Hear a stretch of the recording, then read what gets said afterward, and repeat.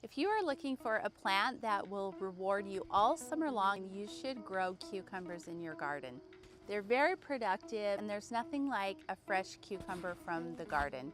Let me walk you through everything you need to know to grow an abundant harvest of cucumbers.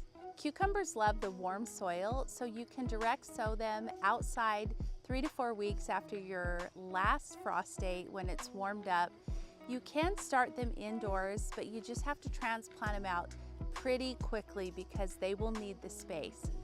I love to just direct sow them out in the garden when it's nice and warm. The biggest mistake that people make is they plant their cucumber seeds too early and the soil hasn't reached 70 degrees yet, which is the ideal temperature for cucumbers. I recommend automating your watering if possible so that they can have consistent moisture. If the plant becomes too dry, it stresses the plant and then you'll have a more bitter tasting cucumber. So anything you can do to have consistent watering, especially while they're fruiting, will help you have great tasting cucumbers. Cucumbers love full sun. You need at least 6 hours of full sun where you're going to plant them in the garden. And you want to plant them about 6 feet apart because they need a lot of room. You can grow them on a trellis or give them room to spread out in the garden like we have. Cucumbers love well-draining soil and soil that has been enriched with compost. You can even grow cucumbers in a container. Our Space Master variety is a great candidate for that because it's a more compact plant. With cucumbers, you want to pick them early and often, and the plants will actually keep producing, which is really exciting. I like to use a pair of snips so that I don't damage the vines.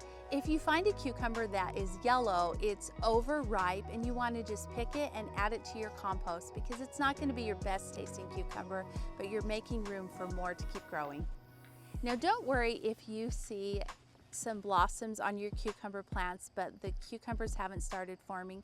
That's because the male flowers actually appear first, and then the female flowers will come second, and they will form the fruit. The bees and pollinators in your garden are really important for cucumbers unless it's a parthenocarpic variety, which means it's self-pollinating.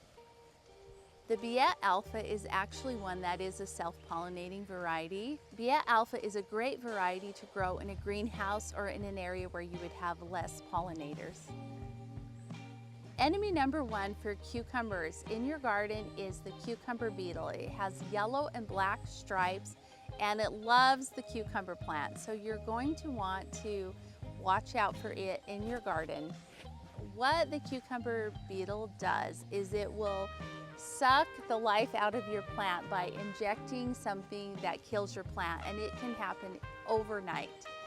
In one day your plant will look healthy and the next day it will look like it's dying. So cucumber beetles are a really big pest for the cucumbers.